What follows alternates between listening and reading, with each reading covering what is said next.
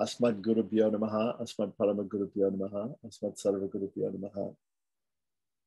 So we're continuing on with our discussion of Mumuksupadi by Pila Lokacharya, with a commentary by Manavala Mahamudigal. And last time we're in the Charma Sloka Prakaranam, which we're talking about the Charma Sloka, which is Bhagavad Gita 1866. Sarva Dharmam Parityaja Mam Ekam Sharanam Bhaja Aham to Sarva Papebhyo Mokshayishyami Masuchaha. So we talked about Sarva Dharmam Parityaja Mam Ekam. Now we come to the word Sharanam.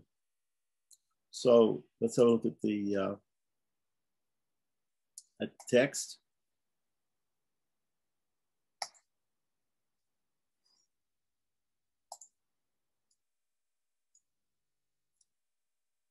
Okay, so thus he revealed that he has revealed the fourth word. What's the fourth word? Sarva Dharman is the first word. Parityaja is the second word. Mam is the third word. Ekam is the fourth word. So we finished those words. Now we're talking about the fifth word. Now after this, he presents the fifth word, which is Sharanam. Sharanam means surrender, right? It refers to property. So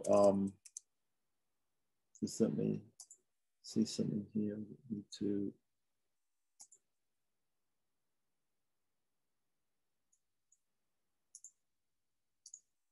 Right. So here's the sutra, Sutra 236. Sharanam as an upaya, So what does upaya mean? Again, upaya means the means. So sharanam is the means. So property is the means. He reveals that even though this word is capable of other meanings, in this context, it means only the upaya, right? The means, giving the reason why. So continuing on, it says, even though the word sharanam can mean protector, it can mean house, or it can, right? Why does it mean house? House means shelter, right? So protector, right? Protector, house, or upaya, right? Upaya, which means, right? In this context, it means only upaya, since it must be connected with the foregoing.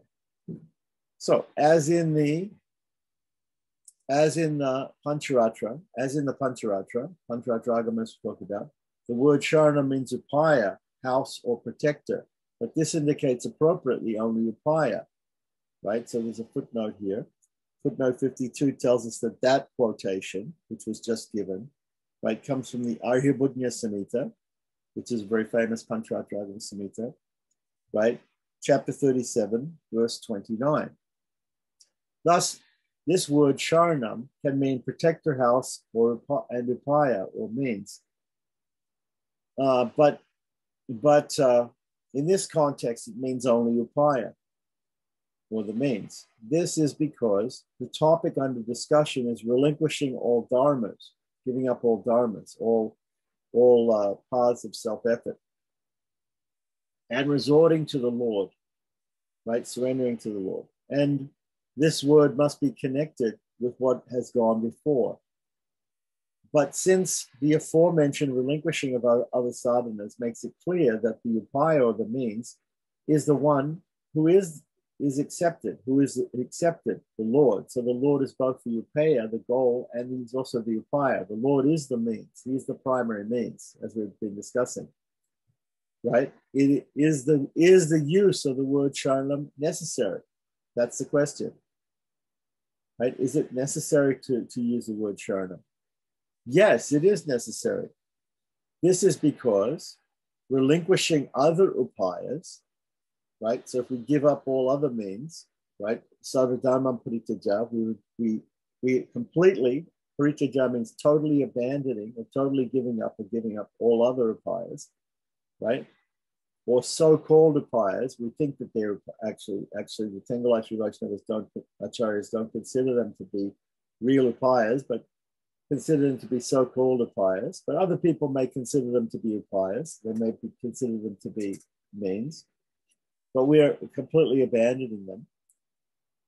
So yes, it is necessary, right, to use the word sharanam here, because this is because relinquishing the other means is not only found at the time of procuring a means, but also at the time of attainment of the final goal. As when one relinquishes a boat after crossing a river, right? So even though this situation is a case of the former, procuring a means, not attaining a goal. So here we're using the word sharanam as procuring a means, procuring the upaya, or surrender to the Lord, not attaining the goal, which is actual moksha. Acceptance by itself is not enough to make that distinction clear. All right, so that's a little bit cryptic. There's a footnote here. We'll read from the footnote. Based partly on Manavala Mamuni's summary of this churna, or this sutra, I have taken the import of this difficult passage as follows. In order to make sure that one makes the mistake of, in order to make sure that no one makes the mistake of concluding that the relinquishing of other upayas is only necessary at the moment of ultimate attainment, the word sharanam, meaning upaya or means, shows clearly that such relinquishing accompanies the means of that attainment and not just the attainment itself. The Arumpata Vilakam of Totayankar and Shuddhasattva Imba Vayanka, a sub-commentary on the Mumuksupadi, printed in Madras in 1890, takes it differently.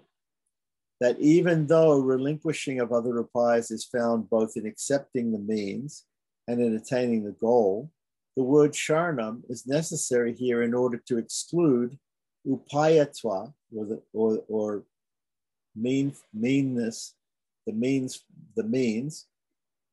from acceptance of the means itself. Upayatva, acceptance of the means itself. So the idea, however, by Manavala Mamuni's own statement in Sutra 229, that has already been executed by Ekam. So, all right. What does this all mean? What it means is that we said, first of all, totally abandon all other so-called upayas, so-called means, right? Sarva dharmam parityaja. Right, so that should be clear. If we abandon everything else and we only surrender to the Lord, then that's the only thing that we do. We surrender to the Lord.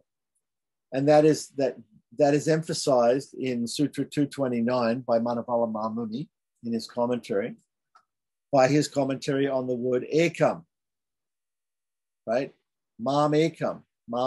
So not only do we give up everything else, but we accept only one thing, that is the Lord. So why again then do we need, it's one of these cases where we say, okay, well, why again do we need to say sharanam, right? We do need to say it because it's something positive rather than negative. In other words, we've negatively said that we're going to abandon all varieties of religion. We're going to abandon all other means. But even though we've said, and we're only going to accept the Lord, Mam Ekam, right? Still, we need to mention sharanam, because not only do we accept property at the time of attainment of moksha, but we accept property here itself as well, right? Property once done is continuous. It doesn't have to be done again, right? So anyway, let's continue on. Can it be argued that since relinquishing of other means is enjoined as an ancillary or an anga or limb of acceptance, this demonstrates that the Lord is to be accepted as the upaya, right? So so the argument might be there that since we say we're giving up other means, we must be accepting the Lord, right? We must be surrendering to the Lord because we've said that we've given up other means. Thus, there is no purpose in the word sharanam. No, this cannot be said, for it is appropriate to say something explicitly rather than just letting it be implied by the meaning, right? So when Krishna says, first of all, Krishna says, abandon all these other so-called upayas, these other so-called methods, which I have just taught you, Arjuna. I have just taught you all these other methods like karma yoga, jnana yoga, and bhakti yoga. Abandon all varieties of these self-efforts and simply surrender unto me, right? So when he's saying me alone, when he said me alone, but he didn't specifically say surrender.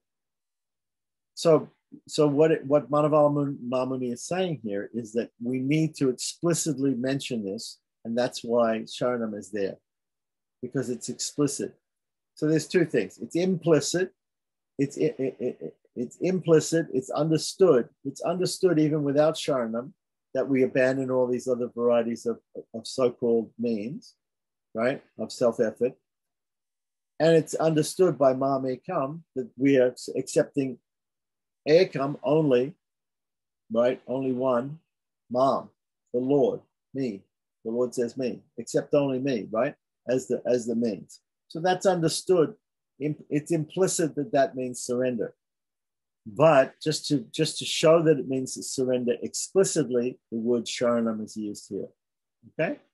So no, this cannot be said, for it is appropriate to say something explicitly rather than just letting it be implied by the meaning.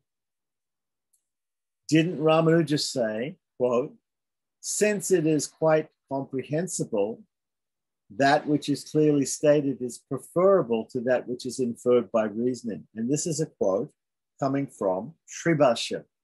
So in Shribhashya, in his commentary on Brahma Sutras 111, the very first Brahma Sutra, Ramanuja says, Akshepataha praptad dabidhani kasyaiva grahyatvat. Okay, which means what we just quoted. Since it is quite comprehensible, that which is clearly stated is preferable to that which is inferred by reasoning. So, for example, if we have an example, somebody wants to prove something and they take something from the scripture, which indicates the thing that they want to prove, right? It's implicit in there. We can understand from some scriptural proof that a certain doctrine or certain practice has to be done in a certain way. But if it's not explicitly spelled out, some people will doubt it. So therefore, that's why Krishna explicitly spells out what has to be done. Property has to be done. Sharanam. By the word sharanam, he indicates that property has to be done. Surrender has to be done to the Lord. Okay. So since the Lord is to be accepted as the goal, the Lord is the goal, but the Lord is also the means. And also as the means of the goal, the prapaka, the prapya and the prapaka, right? The word sharanam here means upaya, or it means the means of acceptance. Distinguishes this acceptance as the means from acceptance as the goal, right? So we're accepting Krishna, and somebody might mistakenly think that Krishna says here, when Krishna says "Ma may come," right? He's meaning accept me as the goal. But Krishna's not only saying accept me as the goal, he's saying accept me as the means. Right? Mam ekam sharanam. So sharanam is related to mam ekam. Accept me as the means. Sharanam is the means. Accept me as the means. Me alone as the means. Right? This is a very Tengalai understanding. Me alone as the means. So we understand the Lord is the means. He's the primary means. After this, he presents the sixth word. So this is a complete, these three, did we do three sutras here? I think, let's see. We have 236, 237, actually just two sutras, and we're finished with Sharna. Very, very simple. So now let's look at P.B. and Angacharya and see what he says about these two sutras, about the word Sharnam.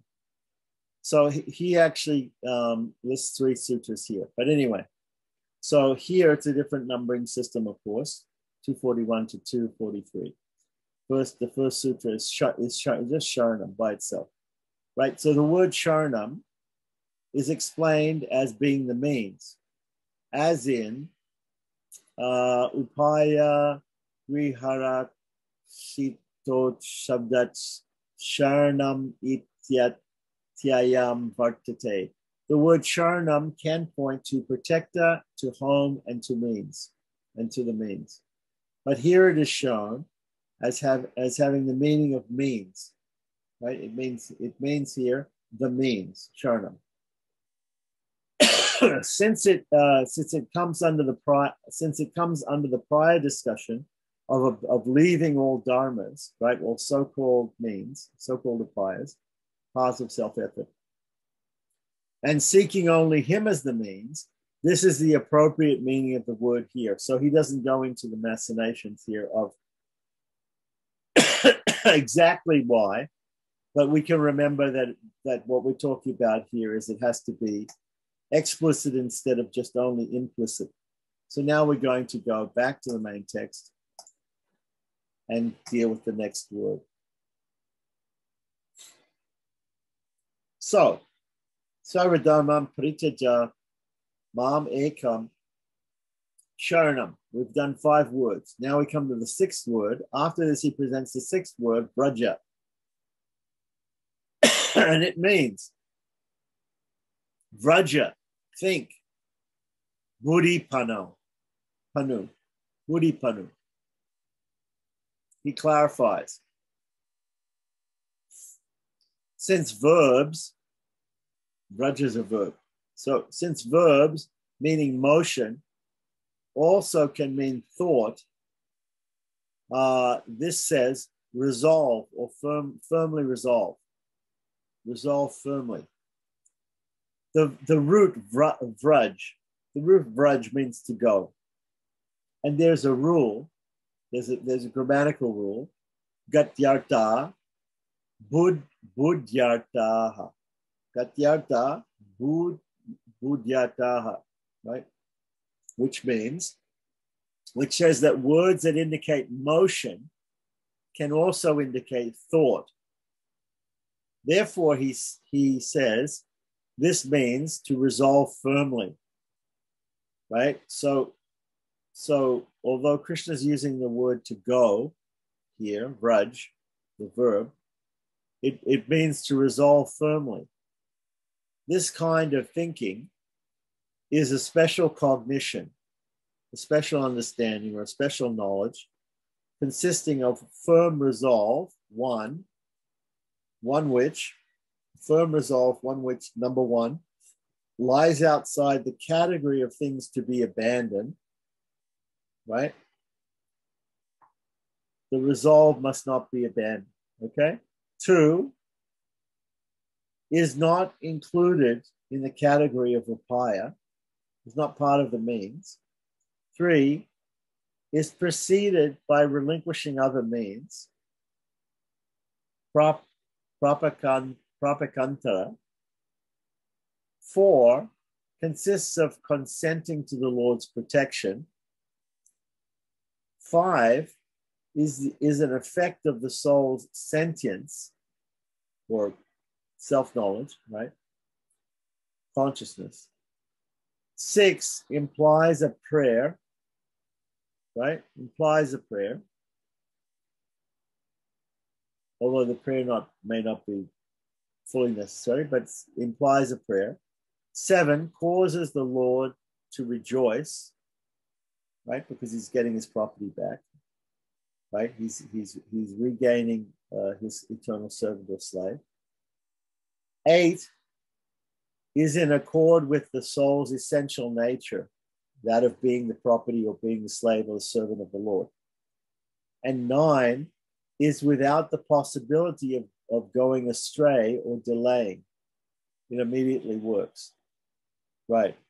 So the footnote here is these 9 things here are coming from, it's a quotation from another book by Pilalokacharya called Parantapati, right? Page 137. So the above, which Pilalokacharya reveals in his Parantapati, should be contemplated in this context. So here we have these 9 things which need to be contemplated when we understand the word vraja means to firmly resolve or to resolve firmly. What are we resolving firmly to do? We are resolving firmly to accept the Lord only as our means, as our primary means to moksha.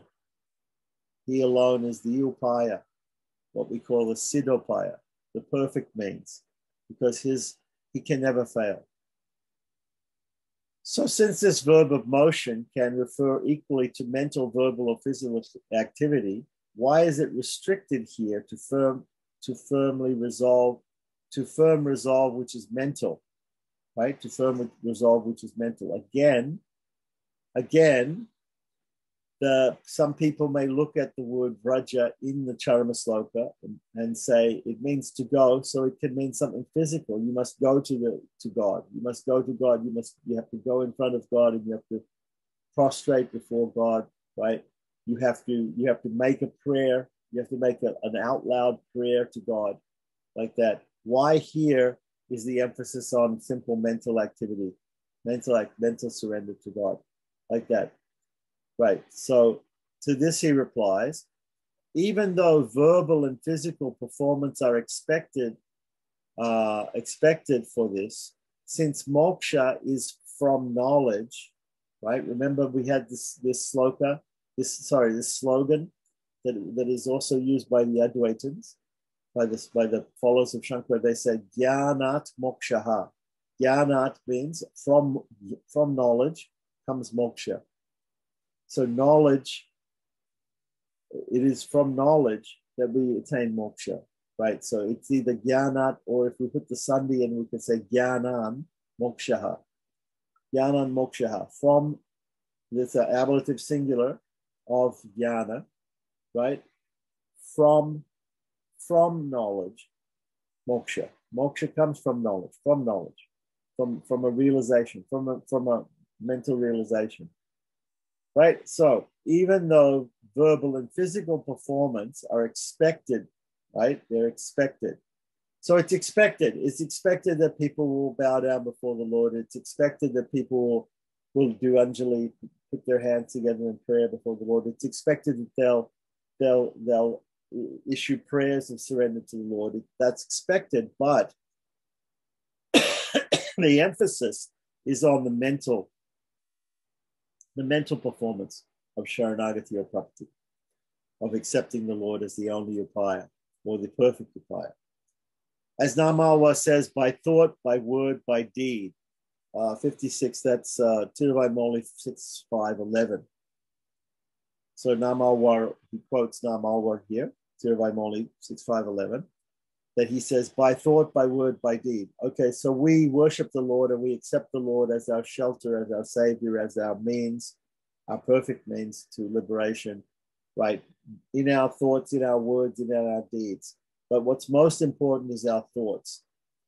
Acceptance, which comes about by the agency of all three, is a factor in fulfillment of the qualification, adhikari purti, for this acceptance. Right? So now here, we get a footnote saying, the Tengalaya Acharyas are reluctant to admit that property consists of anything other than the bare mental affirmation of the Lord as the upaya or the siddhopaya after relinquishing other so-called means. The Lord is the primary means, right? After abandoning these other so-called means. So you see, this is not the same for the Vadagalized Sri Vaishnava Acharyas. They are emphasizing prostration, putting your hands in prayer mudra, the physical surrender. They're emphasizing that has to be there. They're also saying that the prayer has to be there. We have to actually say something. We have to actually call out for help. If we're drowning, we have to actually call out for help and make an appeal to the Lord like that. And not just the mental recognition and surrender to him and firm mental resolve. But the Tengalaya Acharyas are saying, no, we're emphasizing the firm mental resolve. The word here we're talking about is vraja, and it means mental resolve, firm mental resolve. So that's what we're emphasizing. It can also mean physical and verbal, right? So what she's saying here is, nevertheless, so although the Tengalaya Acharyas, they're reluctant to emphasize the physical and the verbal surrender because they understand that essentially it's a mental surrender. So nevertheless, they let in the same kinds of things as the Vadagalai school considers angas to property under the guise of qualifications. They cannot admit that such things such as prostration, or anjali, holding your hands in prayer form, right, are part of property, or else they would have to admit that property itself is a positive activity involving knowledge, will, and effort. To do so would put them one step closer to asserting that property itself is the upaya, right? And so as we have seen, the Tengalaya Acharyas are not saying that property is an upaya, although we preach to people that property is the way, right? Property is the means to liberation. Surrender is the means to liberation. Actually, it's the Lord himself which is the means to liberation and not property. Property, just like controlling the mind and body, approaching an acharya, getting initiated, getting this Astakshara mantra, practicing, understanding the meaning of the Astakshara mantra, practicing that, and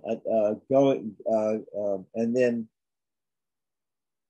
all of these things are surrendering, taking the help of the acharya to surrender to the Lord, right, through the agency of Mahalakshmi. All these things can be considered as upayas, as they can be considered to be means, but they're only preliminary means. The actual primary means, the actual real means, or primary means, is the Lord himself. And so therefore, but nevertheless, so we don't want to emphasize all those other things as means, because otherwise otherwise it will be like saying that these are qualifications, these are prerequisites to property, these are prerequisites to moksha, right? These are prerequisites, but there is no prerequisite. Only the Lord himself is the prerequisite. He is the primary means. So, nevertheless, the Tengalais practice these things. Does it mean that Tengalais don't prostrate? Does it mean that Tengalais don't put their hands together in prayer? Does it mean that Tengalais don't offer prayers to the Lord of surrender? No, it doesn't mean that. We do all those things, but we understand that all those things, those physical and verbal actions that we perform, they are not the primary means of liberation. The Lord himself is the primary means of liberation, not anything that we can do. The mental resolve is what we have to do. The mental resolve, even then, that mental resolve has to be momentary and singular. As Lord Rama says in his Charma Sloka, Sakrideva. Rama says Sakrideva once only. Once only. Sakrideva prapannaya tavasmiti chayachate abhayam sarvabhutebhyo dadam yetad mama. Yeah? Okay, so again, right? Nevertheless, Tengalais do practice these things, right? But we don't consider those things to be the upaya. The upaya is only the Lord. These are not the primary means. The Lord himself is the primary means. Thus, they informally consider them part of the qualification for property rather than property itself. So, rather than thinking that these things are property, these things are surrender, Surrender is actually accepting the Lord only. Mam ekam sharanam, right? Accepting the Lord only as the primary means of liberation. That is real property, right? All these other things can be understood to be like limbs of property, but they're not the main part of property. They're not prerequisites. So when we have this mention of anukulya sankalpa, patikulya savarjana, accepting things favorable, rejecting things unfavorable, having great faith in the Lord, expecting him to save us, etc., all these things, these different limbs of property, right, which are mentioned in the Lakshmi Tantra, in the Pancharatra Agama, right? These things are not prerequisites. The difference between the two schools of thought, the Wadagalized and the Tengalized, is the northern school, the Wadagalized, will take these things as prerequisites. They must be there. They must be there, otherwise property doesn't work. We have to do these things and not do these things and think like this and act like this. Otherwise, we don't get liberated. Whereas the Tengalized don't see it like that. We have to only accept the Lord. We have to only accept the Lord. Mam ekam sharanam, right? We accept the Lord and we surrender to the Lord. We accept him as the only upaya, as the siddhapaya, as the main means to liberation. And therefore, by doing that, all of these other things will naturally occur. They will come along. Those other things are not commandments to be done. They're not qualifications to be fulfilled. They are, in fact, concomitant factors which come along with the surrender, with the acceptance of the Lord as the only upaya, as the only means, the primary means. Okay, so thus they informally consider them part of the qualification for property rather than property itself. Both schools consider akinchanya and ananyagatitva to be the official qualifications for property, helplessness, and not going to any other personality, seeking only the Lord. Right. So, what else do we say? Therefore, right.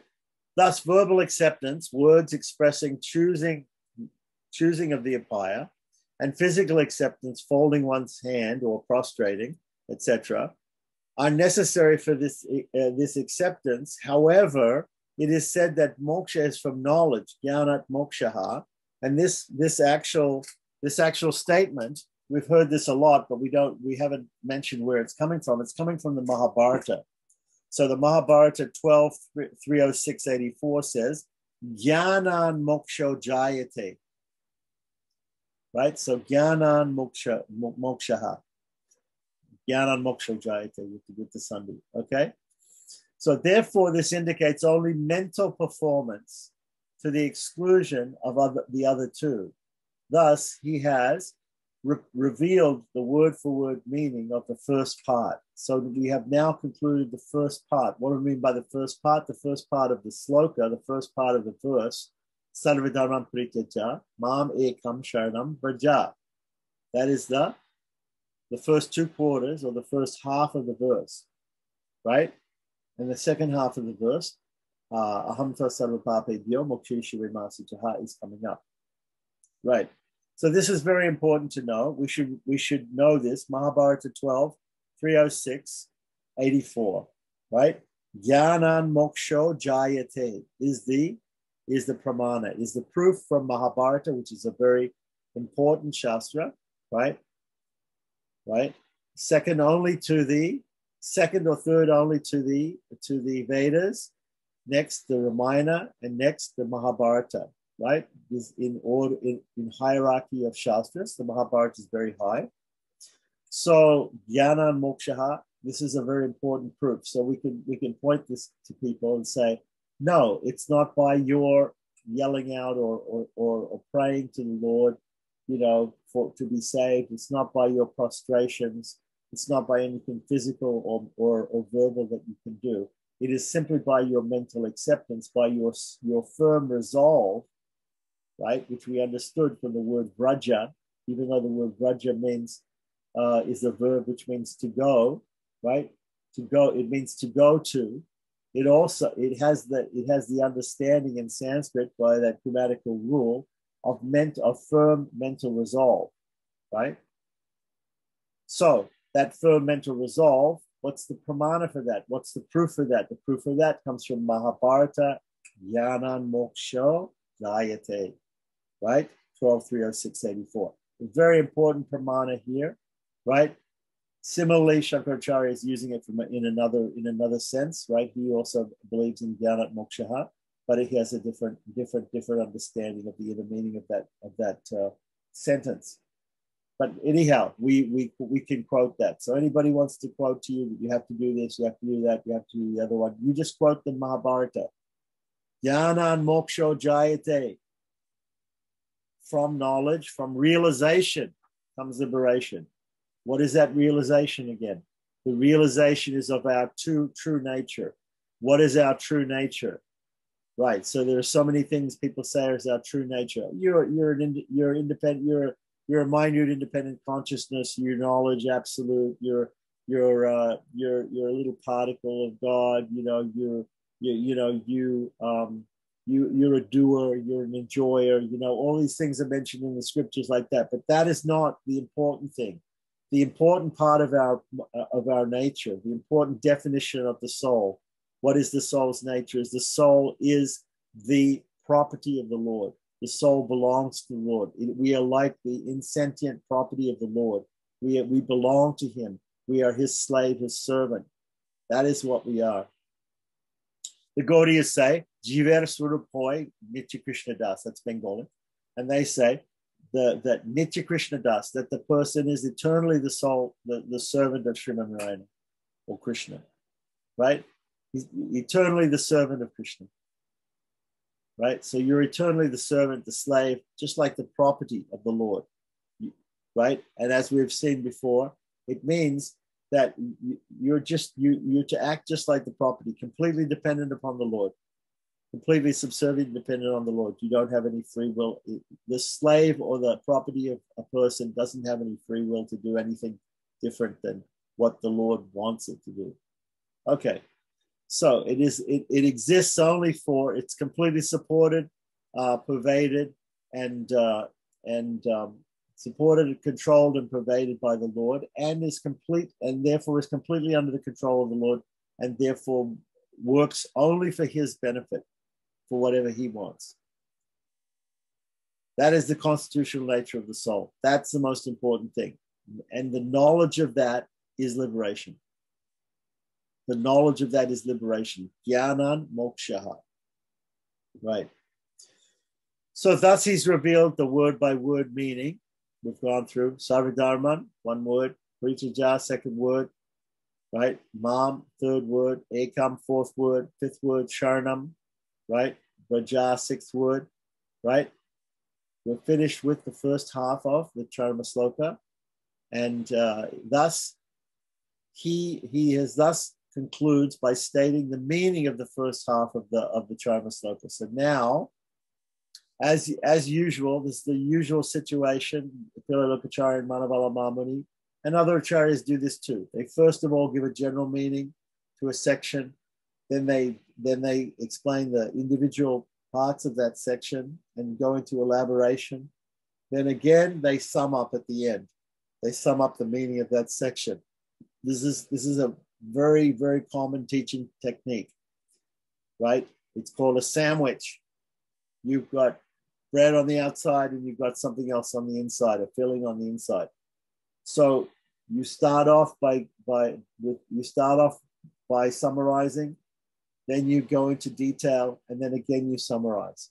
So what is teaching? Teaching is you tell them something, you explain something to them in general, then you explain in detail, then again you explain in general again, like that, to reinforce the teaching, like that. So what is teaching? It's teaching, teaching, and teaching. It's teaching in a general way, teaching in a very particular way, right? An extensive, detailed way, and then again summarizing at the end. So text 241. Thus having stated one, what is to be relinquished, right? This is a summary of the first half of the Charma Sloka. Thus having stated number one, what is to be relinquished, sarvadharman parityaja, right? The way in which it is to be relinquished, right? 2. 3, the upaya, or the means to which one resorts, the Lord himself, right? 4, the self-sufficiency of the upaya, right? How it doesn't depend upon anything else, mam ekam, right? And 5, his status as the upaya, right? That the reason why we said Sharanam is because he alone is the upaya, the Lord is the upaya, right? This states 6, the acceptance of the upaya, right? Sharanam Vraja, acceptance, mental acceptance of the upaya, like that, mental acceptance, Vraja. So thus the first half of the Charma Sloka states 1, that which is to be relinquished, saying Sarvadharman Parityaja, right? The method of relinquishing, Parityaja, right? That which is to be given up, Sarvadharman, first word. Second word, the method of giving it up, of relinquishing, Parityaja, completely abandon that, right? 3, the upaya, or the means to which one resorts, mam, meaning the Lord himself, right? The self-sufficiency of the means, the self-sufficiency of the means, nirapeksha, right? That means that only the Lord and nothing else is needed. No, there's no other prerequisites, there's no other post-requisites, there's no other qualifications, there's nothing else that needs to be accepted, only the Lord himself, right? So that is given by ekam, which means one, or indicates only, right? 5, his status, the Lord's status as the actual means, as the primary means, saying Sharanam, right, is emphasized. And then 6, the acceptance of that upaya by Vraja, meaning we have to realize that. We have to mentally realize that. And what does Rama say? Sakrideva Papannaya. Once only, we have to mentally realize that, right? And that is the meaning of the first half of the Charma Sloka. Then, with the intention to reveal the meaning of the second half of the Charma Sloka, he presents the first word. So now we're going to go to the second part of the Charma Sloka, the third quarter, or we've done first quarter, second quarter out of four quarters, right? So after the second quarter, we've done one half already. So half a verse is finished. So first of all, before we do that, let's see what P.B. Anangacharya has to say about these other sutras. So here we have 3 sutras, right? Churnika's 244 to 246 is the numbering in this thing. Very, very simple explanation here. The meaning of Vraja is explained as focus your intellect. Focus your intellect. That is, Mame Kamsharam Vraja means take it in your mind that I only am the means, is what Lord Krishna is saying. And continuing on.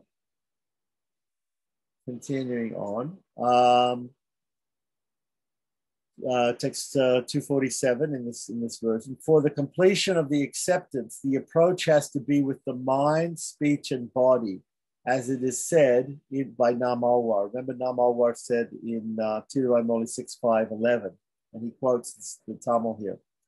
Therefore, for the acceptance to work, all 3 are required. However, it is said, Jnana Mokshaha, which we quoted from Mahabharata, the acceptance talked about here in the Charma Sloka is done through the mind. So in the Charma Sloka, it emphasizes the acceptance through the mind. Why? Because there's a grammatical rule that the word vraja, that any verb that has to do with action or going also has to do with the action of going, also has to do with mental. It also can be interpreted to mean mental resolve. Okay, so now we're going to continue on, continuing on.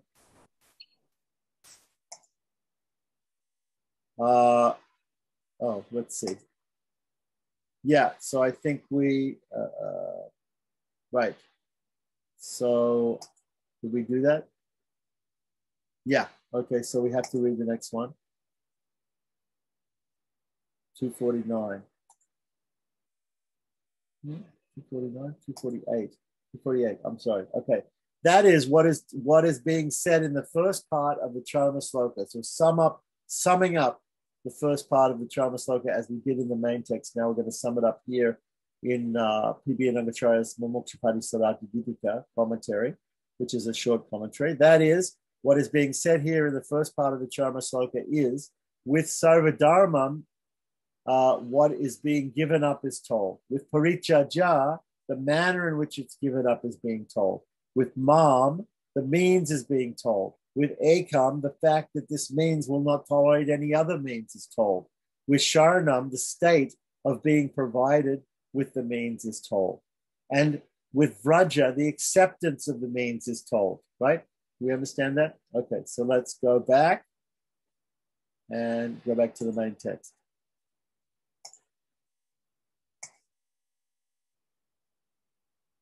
So now we finished the first half of the Charma Sloka. So now we're going into the second half of the Charma Sloka, or the third quarter, right? And the first word is aham. Aham means I, right? He says that in the second half, the Lord reveals the part he does, the part that he does. In the second half of the Charma Sloka, the Lord will reveal the part that he does. So what it means is, in the first part, it involves us, right? It says, what do we have to do? What do we have to do? We have to mentally resolve Jnanat Mokshaha. We have to mentally resolve once only, Sakrideva Papannaya. Mentally, we have to resolve that we are accepting the Lord as the means, right? That's what it's the essence of the first part, right? And we have to abandon all other means, right? We have to completely abandon all other means, and we have to only accept the Lord only as the means. That's the first part. So that's what we have to do. What does the Lord have to do? So in the second part, he starts off by saying aham, because he's going to reveal what he has to do. What is his part of it? So the 243, he reveals what is to be done by himself. What is to be done by the adhikari? Okay, so now adhikari means a person who's qualified, a qualified person. Who's the qualified person in property? Not the soul. The soul is not the qualified person. The Lord himself is the qualified person. He's totally and eminently qualified. He is the most qualified. He's called Siddhapaya because he's the perfect means. He's the perfect means because his qualifications he's 100% qualified. His qualifications can never fail. So, whereas if it's dependent upon us and our qualifications, we have no qualifications. So he has all qualifications. What is to be done by the adhikari has been stated in the first half. What is to be done by himself, the upaya, is revealed in this half. So what we have to do is very, very little. What he has to do is he has to do everything, basically. After this, he gives the meaning of this word. Right. So first of all, we're in the second half of the Charma Sloka. The first word is aham, or I. So why does he start out with the word aham? Why does Lord Krishna use the word aham? He uses the word aham because he's going to explain what he has to do in the process, right? He's given a commandment: abandon all other so-called upayas and just mentally resolve me as the means to your liberation, right? That's what he's saying in the first half. Then he says, if you do those things, I will then do this. I will then do this. If that is done, I will then do this. So after this, he gives the meaning of the word. So first of all, he's explained why he uses the word I. He uses the word I to emphasize that now there's nothing more for the individual soul to do. It's now up to the Lord himself to do.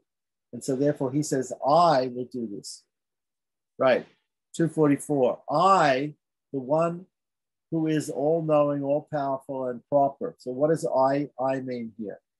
We have to accept I as meaning the one who is all-knowing, all-powerful, and proper. Right? I, the one who knows all, as stated in the Upanishad, And quotation from the Upanishad here is, who is all-knowing, all-wise, and that's a quotation from Mundaka Upanishad 119. And another quote, the one who has all power, as stated in the Upanishad, his manifold supreme power is to be proclaimed, and that's a quotation from Svetashvatara Upanishad. These are all primary Upanishads, very important Upanishads. Svetashvatara Upanishad 6.8. And one who is worthy and proper, prapta, by virtue of him of being the Sheshi. Remember we talk about Shesha or Sheshatva. Shesha means servitorship. Sheshi is the master. Sheshitva would be mastership, mastery. So he is the Sheshi. The Lord is the Sheshi. He is the master. So he is worthy and proper. So he's not only qualified, but he is the master, like that. So that is also proclaimed in. This is a paraphrase, right? I'm sorry. That was from Svetashvatara Upanishad 60, right? His manifold supreme power is to be proclaimed. Okay, and one who is worthy and proper by virtue of him being the Sheshi. He revealed, what is that? What is that? Though there are other qualities, this aham points to these particular qualities. Okay. So the first thing we have to know about the word aham is that it means the person. Aham, when Krishna says aham, he means himself. And when he says mam, he means himself. When he says aham, he means himself, right, in this sloka, right? So what does aham mean? It means the one who is all-knowing, all-powerful, and all-proper. That's the first meaning. And then it also means, this also points to one, the particular qualities which are especially for the purpose, ekanta, the single purpose of A, knowing the soul's prior condition and future path, right? He knows past, present, and future, right? B, successful acting in accordance with that knowledge, right? Right? And C, and two, the special relationship, bandha vishesha, vishesha means special, bandha means joining, special relationship, which allows the Lord to successfully accomplish that for his own gain, right? So it's the Lord's gain when the Lord gets the soul to liberation, right? It's most important that the Lord gets his property back and gets the use of his property again, and therefore the full use, right, of his property. Of course, he always controls everything, but everybody follows my path in all respects, like Krishna says in Bhagavad Gita. But still, he wants us to come back to his eternal service, free from all this mundane nonsense that happens in this material world of samsara. So he allows a special relationship which allows the Lord to successfully accomplish that for his own gain, right? So he is the Siddhapaya. He's going to successfully take the soul to liberation, no doubt. Okay, so this displays his particular attributes of omniscience, means knowing everything, and omnipotence, being the most potent, being the most, having the most power, having complete power and complete knowledge, right? As employed when he grants the soul's desire and destroys what he does not want, right? So he grants our desires and destroys what we don't want. These attributes allow him to know the soul's past condition, right? And how that soul must proceed in the future, as well as to successfully bring about the desired condition in accordance with that knowledge. This word, which word are we talking about? Aham, right? Also displays the special relationship of being the Sheshi, being the master, which allows him to bring all this about, not for the soul's sake, but for his own benefit. Okay, so people often think that liberation is for our benefit. We're getting out of this material world. We no longer have to suffer rebirth, right? Or all these karmas and different things. We can enjoy eternally in bliss in Sri Vaikuntha, in heaven, right? Serving the Lord. But no, it is for his sake, because we are the property of the Lord. So he gets again to possess his property fully, and to use his property the way he wants, fully, right? So it is his gain more than our gain. So this word, aham, also displays a special relationship of being the sheshi, the master, which allows him to bring all of this about, not for the soul's sake, but for his own benefit. Just as when he said, Mom, me, when Krishna said, Mom, me, he pointed to the particular qualities, especially for the purpose, the single purpose, ekanta, single purpose of taking refuge with him, right? And not with any other, ananya gatitva, not going to any other, right? Right? When he says Mom. So also he says aham in the same way. He says I in the same way as he said Mom in the first half. He says I in the second half. He points to the particular qualities unique to successfully doing the work of saving the soul, right? So he's pointing with the word aham, he's pointing to his qualities as ananta kalyana gunas, out of which the most important is that he is completely knowledgeable, completely powerful, right? And he's able to accomplish anything, right? And therefore, he has the qualities by which the liberation of the soul is assured, right? No doubt, 100%. So that is karyakaratva, right? He points to the particular qualities unique to successfully doing the work of saving the soul. If the Lord has no accessibility, right, etc., one can't take refuge. Similarly, without knowledge, power, etc., successful completing the work of salvation of the soul would be impossible. So he has to have all these different qualities, and he does have them, right? And so therefore he is the one who's qualified to be the primary means of liberation. In this context, the word aham, referring to knowledge, power, and propriety or worthiness, jnana, shakti, and prapti, right, also implies perfection.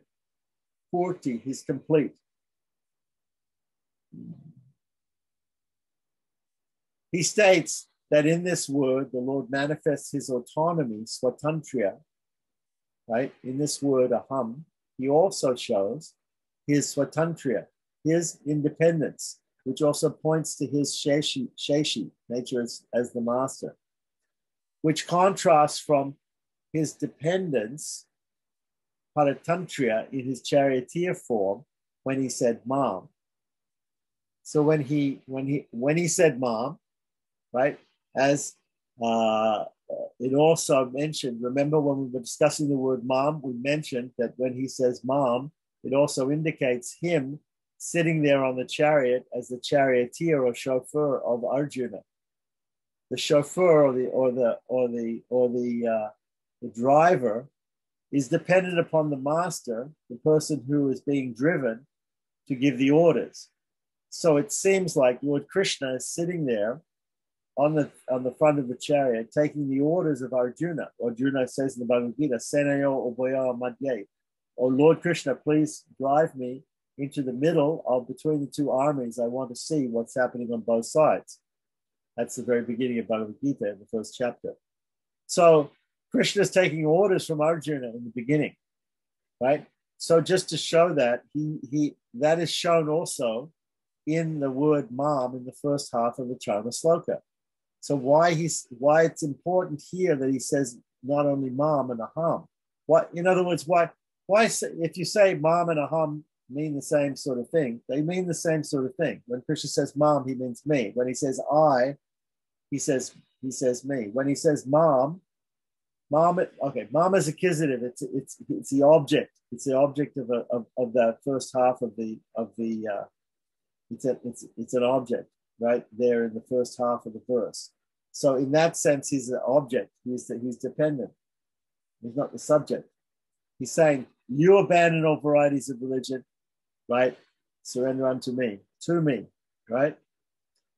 In the second half, he's saying, he's become the subject, right? So that shows that the mom indicates his paratantra, his dependence on Arjuna as being the master of the chariot, telling him what to do, right?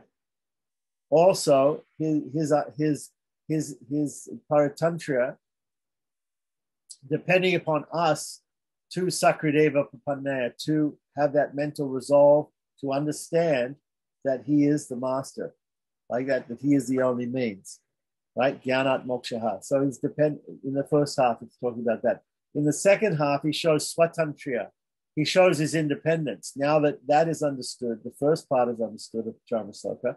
Now he shows his independence by saying the word I, which is a subject, right? Shows his sheshi, shows him to be the master, sheshi. Shows him to be completely independent, right? So he states that in this word, aham, the Lord manifests his autonomy, swatantra, which contrasts with the previous use of the word mam, which shows his paratantra or dependence in the charioteer form, right? Okay. So the word aham indicates his real state. This put an end to the fear that Arjuna felt after seeing the charioteer form, right? So when Krishna says mam, he's talking about himself, but it's indicating the charioteer form, the form of Krishna, who is the servant of Arjuna, in a sense, because Arjuna is telling him what to do to move the chariot. He's the driver, right? So, which the Lord took for his sake, from his own standpoint, and not from the Lord's standpoint. So again, aham indicates his real state. What is his real state? His real state is completely independent, right? Lord Krishna is God. He's not dependent, right? As a charioteer, he's become dependent on Arjuna for the orders.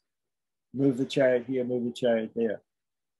But he's not really dependent. He's really independent. So with the word aham, he again asserts his independentness, his independency. So when Krishna said mam, he said to resort to himself in his charioteer form. Arjuna did not see this charioteer form which Lord Krishna took upon himself for the sake of Arjuna's own protection from the Lord's perspective. He doesn't see this. Arjuna doesn't see it from the Lord's perspective. He sees it from his perspective. In the first half of the Charmasloka, Arjuna sees the Lord as his charioteer.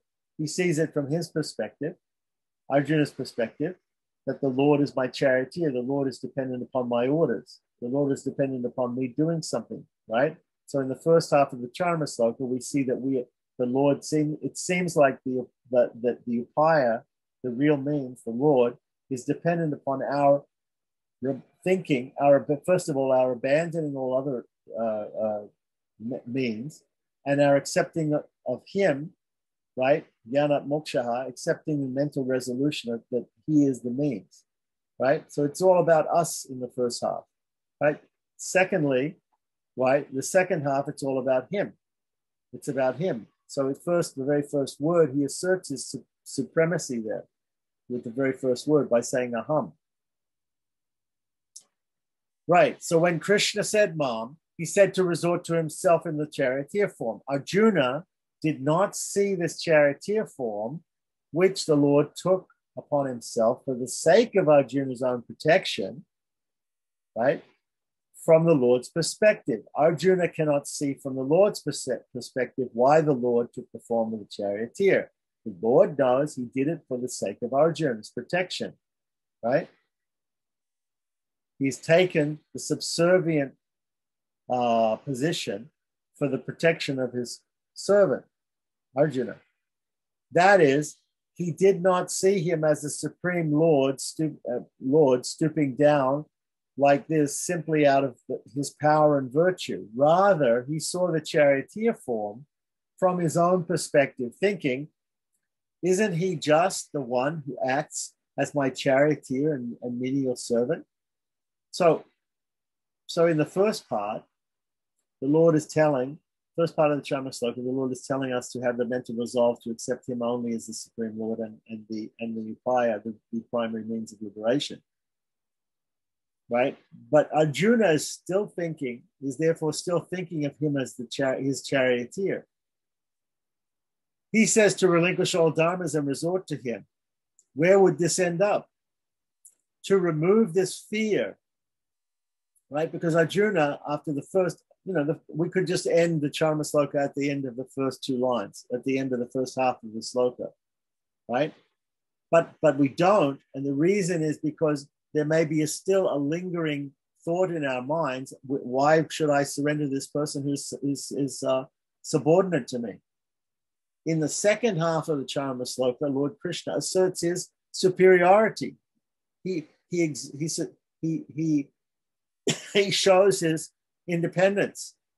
He shows his ability and his power to be the master, to be the actual Adhikari, the one who is qualified to give liberation.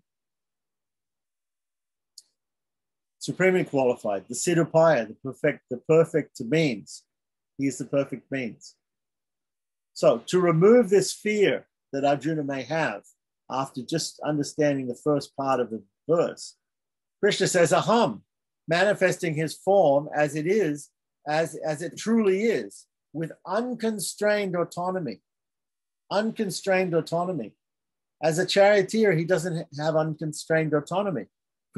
Arjuna tells him what to do, tells him where to go, tells him what to drive. Arjuna is the master. Krishna is simply following his directions, right? Up until the end of the first part of the Charma Sloka. The second part is completely different. In the second part, Lord Krishna takes charge and says, no, this is my true nature is like this. I am the master. Aham, right? Shows his swatantra, right? Shows his complete independence, his complete perfection, his complete power, his complete abilities, right? His independence, his self-reliant controller of nature and existence. So with the unconstrained autonomy, right, by virtue of his being the independent and self-reliant controller of the nature and existence of the material realm and the three kinds of sentient beings. What are the three kinds of sentient beings? That is described. What are the three kinds of sentient beings, right? The jivas are the sentient beings. There are three types of jivas. There are three types of atmans, chaitanas, conscious beings, right? They are the baddhas, the muktas, and the nityas. The bound souls in ignorance in this world, those who were bound and became free, the muktas, right? And the ones who were eternally free, they were ever free, right? The nityas, right? So this is a paraphrase, right, of the first line of Ramanuja's Sri Ranga Gadya, right, which is one of his three prose works. The Gadyas are prose works of Ramanuja dealing with Sharanagati or surrender. There's Sharanagati Gadya, there's Sri Ranga Gadya and Vaikuntha Gadya. Okay, so in the Sri Ranga Gadya, the first line is paraphrased here, right? Commentators take the three kinds of sentient beings to be those that are bound, freed, and eternally free. The Baddha, the Mukta, and the Nitya, right? So he reveals that since the Lord is of such a nature, since he is of such a nature, even if he becomes dependent on another, that is not his essential nature, Swarupa. Right? So even if he becomes dependent on another, he's not really dependent on Arjuna, but he has taken the position of a charioteer. He's taken the position of the driver. The driver has to do what the person commands, right? We get in a taxi, we tell the taxi driver where to go, and the taxi driver goes there. He has to go there. That's his job. So Lord Krishna is the charioteer. He's being told by Arjuna, Seneo Ubayamaje, go into the middle of the armies. And then he drives the chariot there. So it appears that he's dependent upon Arjuna.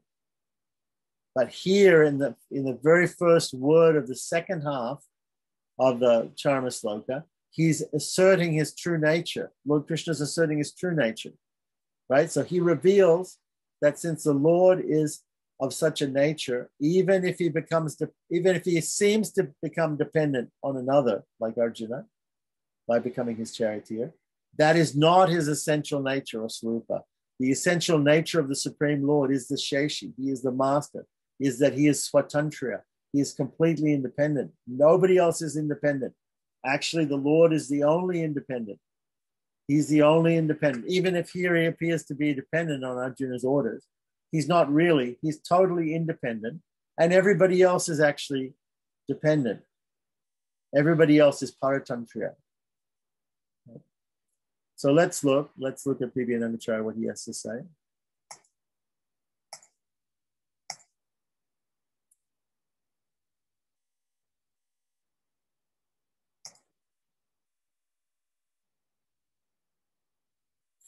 So now the second part of the Charma Sloka is explained.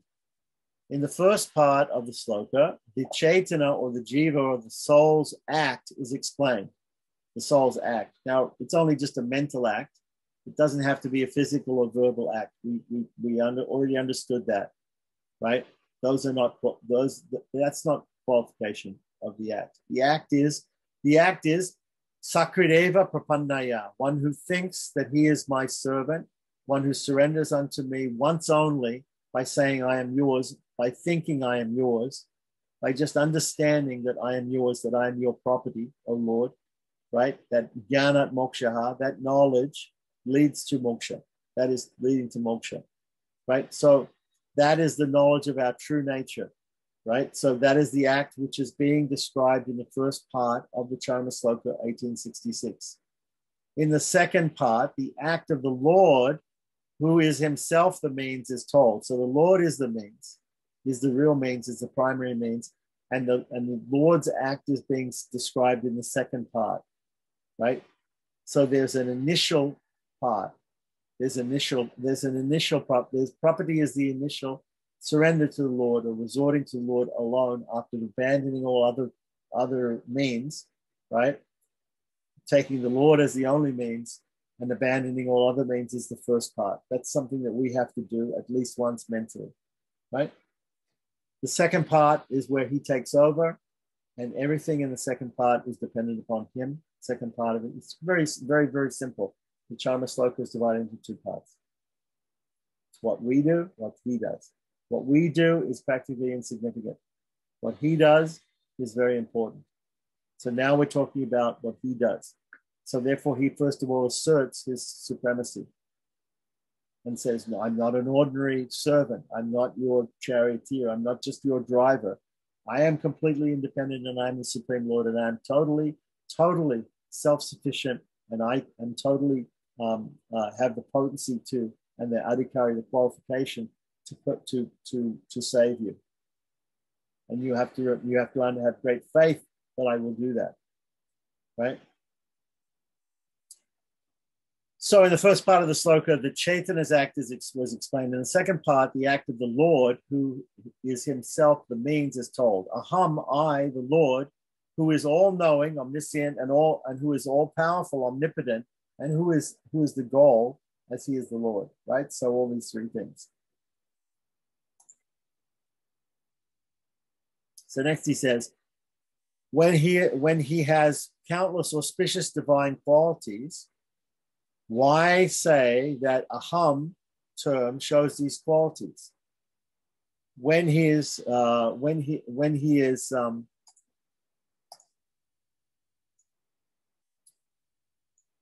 okay, so would you say that the first part is about the upaya and the second part is about the upeya? Yeah, that's a good way of putting it. So when he has countless auspicious divine qualities, why say that the aham term shows these qualities? when he is removing that which the Chaitanya or the soul does not want and giving him what he seeks, right? It is the omniscience and the omnipotence, all knowingness and all power, which is needed. One, to know where he stood once,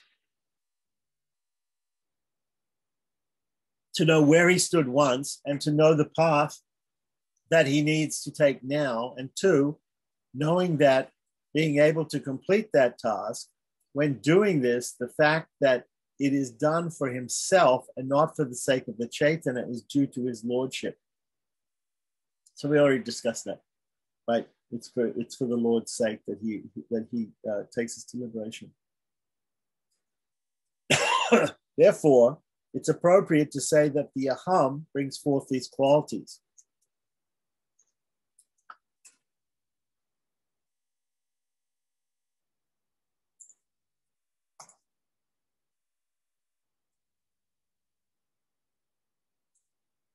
Previously, in the mam, in the first part, which means me, he had referred to himself as a charioteer. He is using aham to show his supreme independent self. He said mam, referring to himself in the garb of a charioteer, and asked that Arjuna surrender to him. Seeing him in this role, which he had taken to protect Arjuna, Arjuna forgot that he who is the supreme had done this for his sake. Indeed, in seeing this from his side, that the supreme protector has come down so low out of his own divine qualities, he saw it from his side, that this person who works for me and is my charioteer is asking me to give up all dharmas and surrender to him. If I do that, what will happen to me? So there was a doubt in Arjuna's mind because of this illusion, thinking that Krishna is not completely independent, because Krishna was acting as dependent, acting as a charioteer. In order to remove that fear, and in fact, actually, even throughout the Gita, when Krishna shows Arjuna his universal form, in the 10th and 11th chapters, where we see the universal form and we see the glories of the Lord and everything like that, Arjuna realizes that Krishna is not just an ordinary charioteer, servant of his, but he is actually the Supreme Lord. And Arjuna says, Param Brahma, Param Dhamma, Pavitram, Paramam Bhavam, Purusham Shashvatam Divyam, Adideva Majam Vibhum. And he even quotes other sages like who's from Rishya Sarve, Deva Rishi, Naradastata, Sita, Devala Vyasa, Swayameva Ravishime. He says that there are these other sages, Narada, Asita, Devala, Vyasa. These people have also said that you're God. So I accept that you're God. I accept that you're the Supreme. Param Brahma, Param Dhamma. You are. Arjuna accepts it like that. So, but just to emphasize that, again, Lord Krishna here uses two words. He uses mam in the first half and aham in the second half. Mam, he's showing his paratantra. He's showing that he's actually come down and become subservient to Arjuna as his charioteer. And aham showing again that he's the Supreme Lord. He's completely independent and all powerful. So in order to remove that fear that Arjuna might have, he might have a doubt. He might still have a doubt after the first half of the Charma Sloka. So in order to remove that fear, he's showing his supreme nature, and he's inferring and referring to his unbridled independence by the word aham. So the Supreme Lord, who is completely independent, becomes a charioteer and seemingly dependent, not because of his nature. It's not his nature to be dependent. His nature is to be independent. He's the only one who's independent. He became that because he is independent and none can stop him. So he appeared to be dependent on Arjuna because he's independent, not because he is actually dependent. No, because he wants to appear to be dependent. And he can appear to be dependent because he has that independence to appear to be dependent. Does that make sense? And he is capable of doing whatever he chooses to do. He's capable also of showing his apparent dependence on Arjuna as a charioteer. All right. So now let's go back to the main text.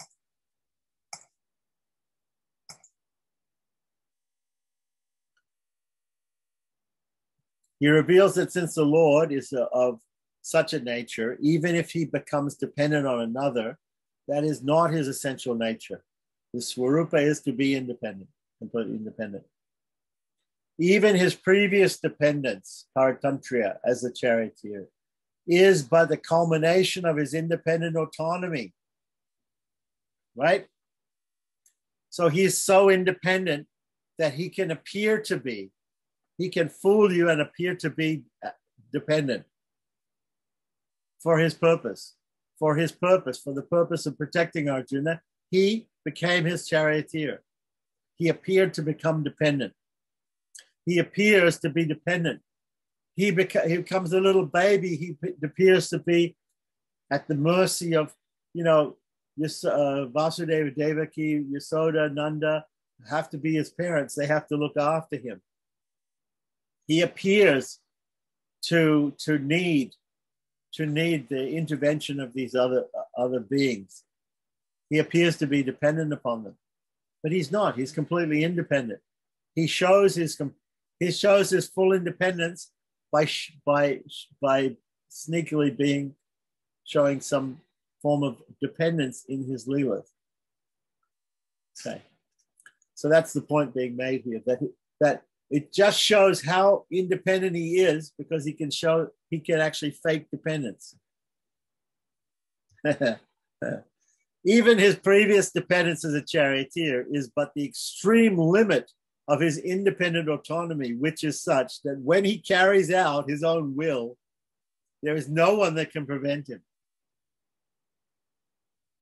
So after this, he presents the second word, right? In the second word in the second half, right? So once again, let's summarize. First half of the sloka, the first two lines, the first two quarters of the Charma sloka is Sarva Dharmam, first word. Parityaja, second word. Mam, third word. Ekam, fourth word. Sharanam, fifth word. Vraja, sixth word. 6 words. Sarva Dharmam, Parityaja, Mam, Ekam, Sharanam, Vraja. Right? 6 words in the first half.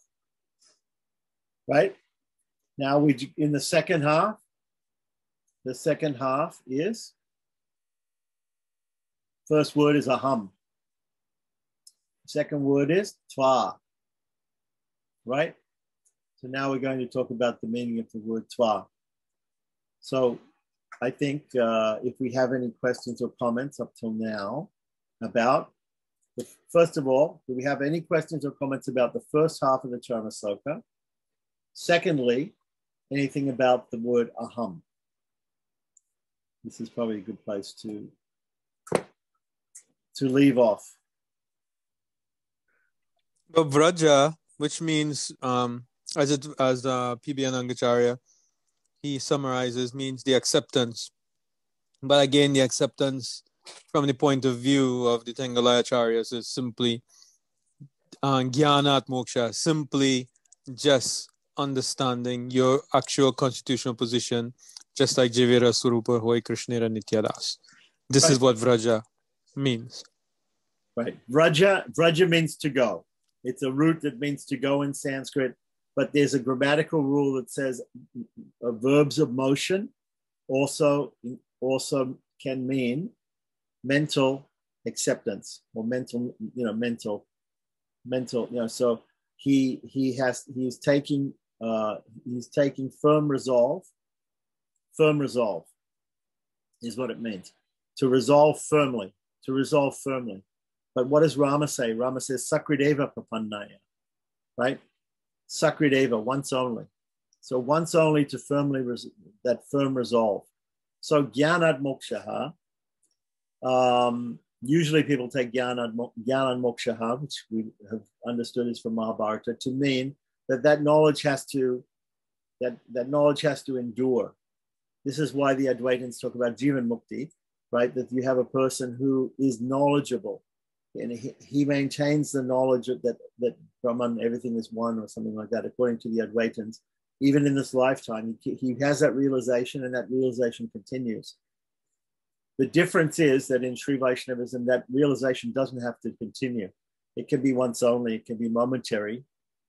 It is mental. It does not include, it does not need the prayer. It does not need the verbal expression. It does not need the folding of hands. It does not need the multiple prostrations that we see in other, that other sects insist upon.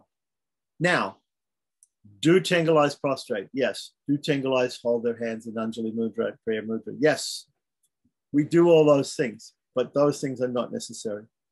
Those things are not upayas. Those things are not prerequisites or qualifications, right?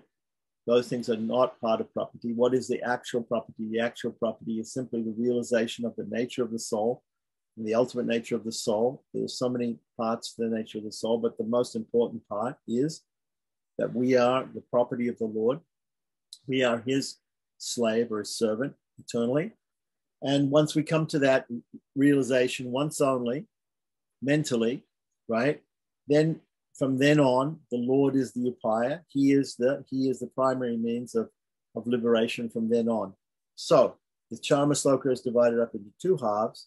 The first half is about what we have to do, the very little thing that we have to do, and that is to once only mentally understand this point, right? To come to our original consciousness of knowing that in some way that we are, it's an excuse actually. The first half is an excuse for the second half. The Lord actually does everything in the second half, right?